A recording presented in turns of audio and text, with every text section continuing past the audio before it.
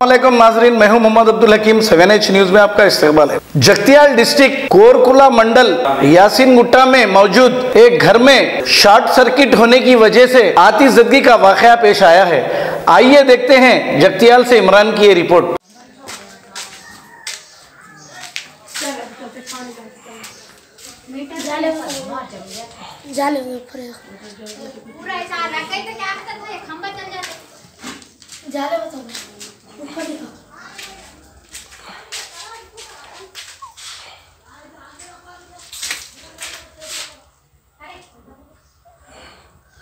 पूरा फैन पूरा देखो।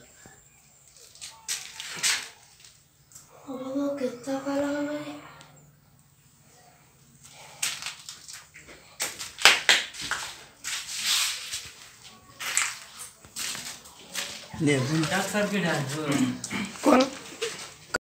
मुबारक रिश्ते, रिश्ता आपका, कोशिश हमारी। मुबारक रिश्ते ने हजारों रिश्तों को अंजाम दिया है। डॉक्टर, इंजीनियर, NRI और म्यारी रिश्तों के लिए राब्ता करिए। मुबारक रिश्ते, टोली चौकी, गहना ब्राइडल स्टोर के ऊपर।